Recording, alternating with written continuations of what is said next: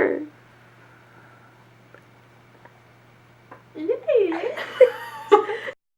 Hey guys! Pour ceux qui ne me connaissent pas, je m'appelle Sylvie, j'ai 2 chats, puis je suis de retour aujourd'hui avec une nouvelle vidéo YouTube. Yeah! Pour ceux qui l'ont pas deviné, aujourd'hui je me fais une vidéo pour la Saint-Valentin. No way! La Saint-Valentin, dans la société, c'est soit une fête vraiment aimée, soit absolument détestée. Pour ceux qui sont en couple, on en profite pour se rappeler de l'amour qu'on a pour notre douce moitié. On montre à l'autre personne l'importance qu'elle a dans notre vie, puis la valeur qu'elle a pour nous. Aimer, c'est une des plus belles choses en vie, puis tu sais, malgré tout, c'est bien de prendre une journée pour s'en souvenir.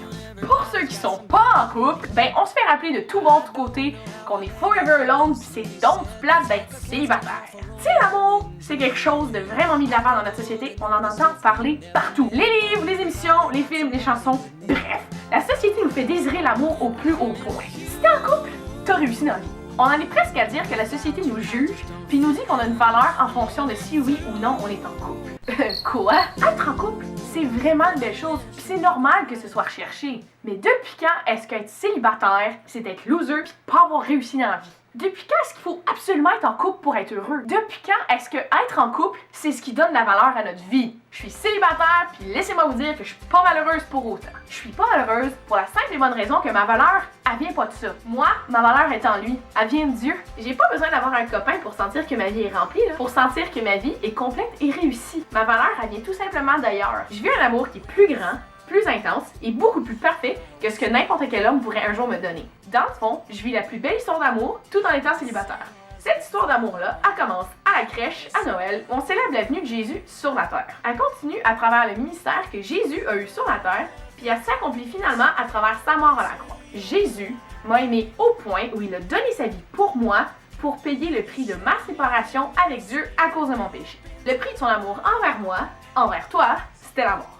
Jean 3,16 nous dit que Dieu a tant aimé le monde qu'il a donné son Fils unique, Jésus, afin que quiconque croit en lui, donc peu importe qui, ne périsse point, mais qu'il ait la vie éternelle.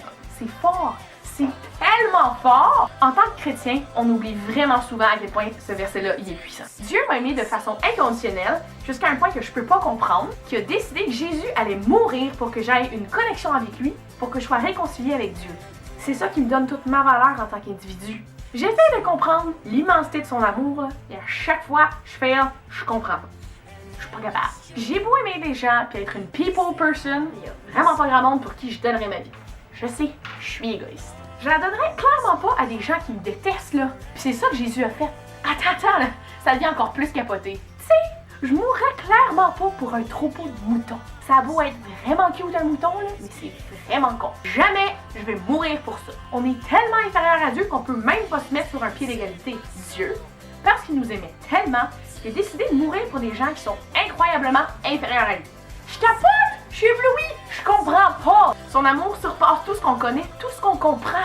Puis dans le fond, c'est ça vraiment qui a de l'importance. J'ai pas besoin d'être en couple pour me sentir complète.